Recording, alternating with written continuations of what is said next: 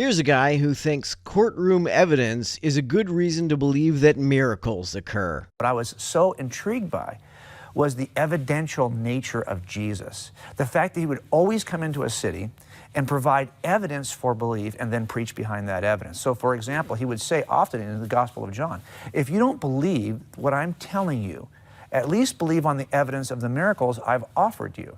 Too bad he doesn't still do that. We're now expected to believe on the basis of claims about his miracles rather than because we've been shown the miracles firsthand. Also, Jesus seemed to regard people as more blessed if they believe what he says without being shown evidence. That's what he told Thomas in the Gospel of John. He said, "Thomas, because thou hast seen me, thou hast believed. Blessed are they that have not seen and yet have believed." This sounds an awful lot like Jesus was annoyed that he had to provide evidence. And then for 40 days with the apostles in the book of Acts chapter 1, he spends 40 days, it says in Acts 1 verses 2 and 3, giving the apostles additional proofs, many convincing proofs. And I'm thinking to myself, wait a minute, now you've just risen from the dead. Okay, how much more do I really need? Well, that depends on what he's trying to get me to believe. If he's trying to get me to believe that he is the incarnation of an omnipotent God, then even doing a few things here and there that I thought were heretofore impossible is not going to be enough. After the resurrection, but apparently he wanted to offer 40 more days of convincing proofs. Then, when it's time to select a replacement for Judas, they're in the upper room in Acts chapter 1. And how do they pick that guy? Well, they say, we need somebody who can testify as an eyewitness who saw everything from the baptism to the resurrection. We're looking for eyewitnesses. And it turns out, when they share the gospel throughout the entire book of Acts, they do it in the same way. They say, hey, you know what?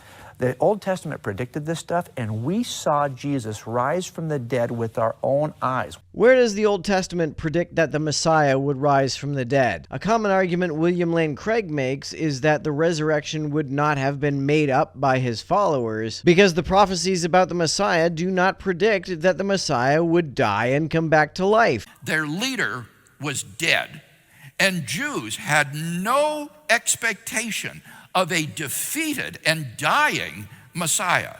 Messiah, when he came, was supposed to throw off the yoke of Israel's enemies. And in this case, that meant Rome, and reestablish David's throne in Jerusalem, where he would command the respect of Jew and Gentile alike.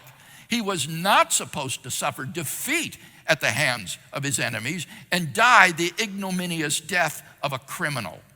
So rather than the Old Testament predicting what happened to Jesus, the prophecies about the Messiah actually contradict what actually happened to Jesus. We're here to testify to the resurrection. The raw evidential nature of Christianity was so powerful.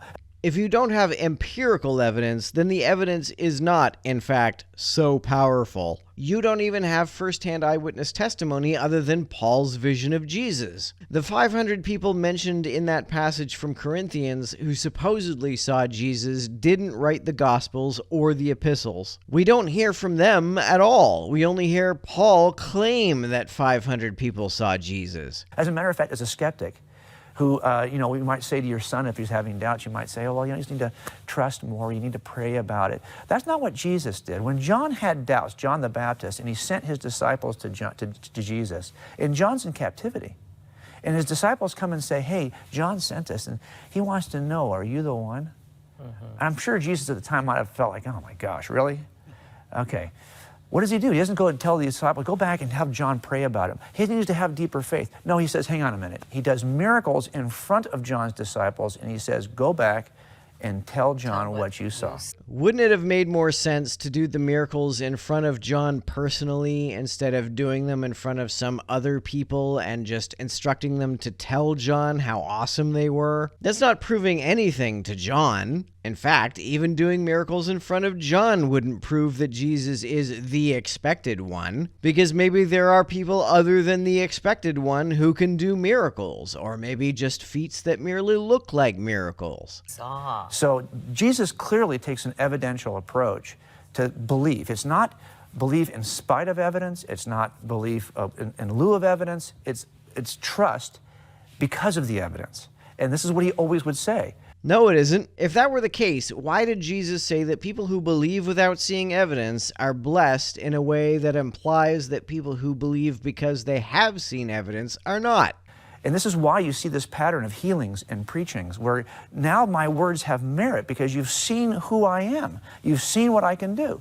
Even if it were the case that Jesus was generous with evidence he presented for his claims, what are we supposed to do with that information now? Now, all we have is testimony. With respect to Jesus' life up to and including the crucifixion, all we have is second-hand testimony at best. If Jesus ascended into heaven and is still there, and if he is so generous with evidence of his divinity, why doesn't he hop back down to earth and give us some evidence today if he wants us to believe in him? And that was very powerful to me as somebody who was a skeptic, who was an evidentialist, who wanted to, could never embrace a view that required me to turn off that part of my mind.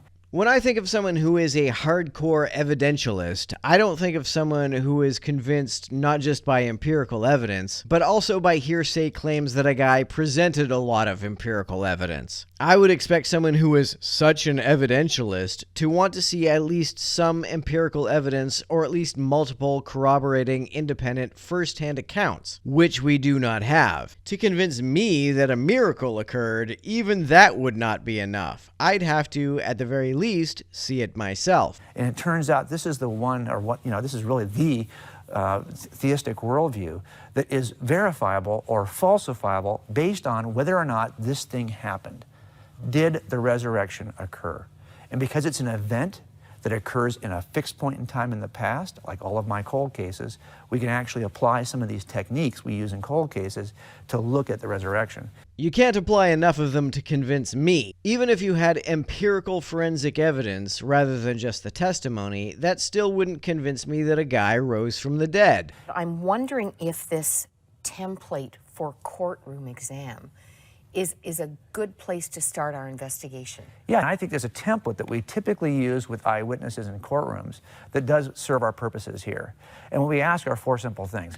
Really, we have 14 questions in a jury setting, but there are 4 things they all boil down to. And they are, look, do we think the person was really even there to begin with? Where specifically do you mean by there? The only documents from someone who claims to have seen Jesus firsthand are from Paul. Paul only claimed to see him on the road to Damascus after his crucifixion, and not during his actual lifetime. We don't know who wrote the Gospels because they're all anonymous, and they are unlikely to have been written by anybody who was present during the events they describe because they are far more literate than a bunch of Galilean fishermen were likely to have been. And can they be corroborated in some way? Do we have another witness talking about this or some other evidence at the scene? And we don't have any statements from eyewitnesses to anything Jesus did during his lifetime, let alone multiple independent eyewitnesses. We have a bunch of hearsay statements that circulated orally for decades before they were written down that may have been started with multiple independent sources, but given the degree to which Matthew and Luke straight up copy Mark and the Q source, it's hard to call those particular accounts independent of one another. And third, do we have any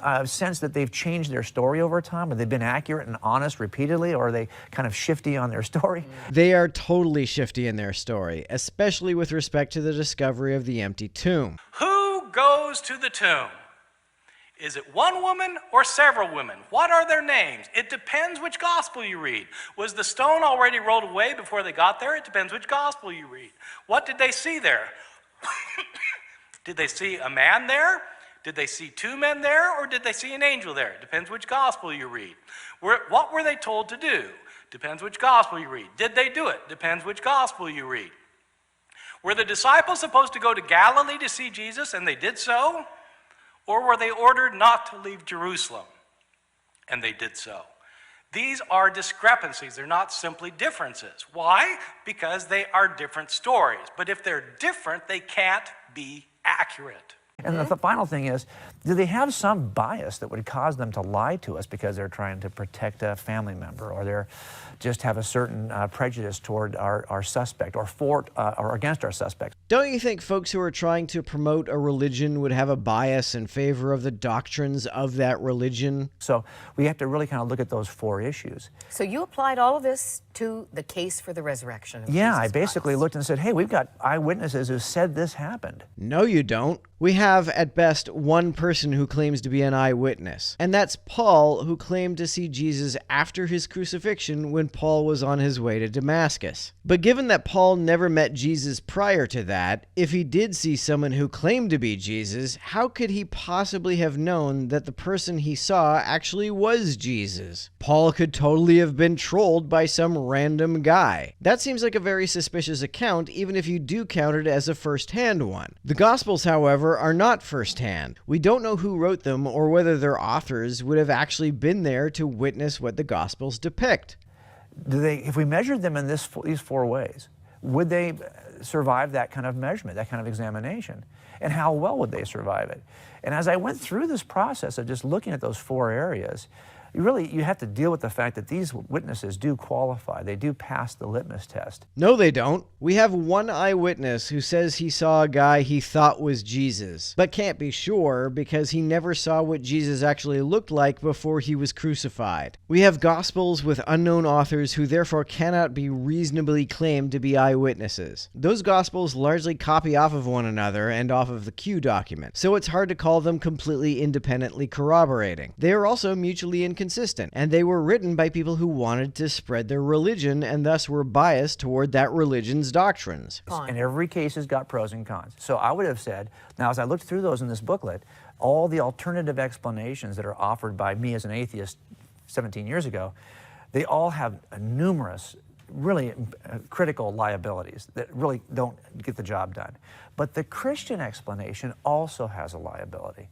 And the liability from our perspective as Christians is that we are offering a supernatural explanation. And if you're a philosophical naturalist, somebody who rejects the existence of a supernatural God, well, that's a liability you're not willing to cross. That's a liability that's a deal killer for you. Even if you were offering a naturalist explanation for the gospel accounts, like aliens with advanced resurrection technology, I would still find that less credible than any of the other possible explanations like lies, mistakes, and delusions. Those are all more common and thus more probable than alien intervention. Also, even if you accept that supernatural things happen, they too seem much more rare than those other explanations. You don't even have to be a naturalist to reject the supernatural explanation. Pretty much every non-Christian theist rejects the supernatural explanation, despite the fact that they believe in the supernatural.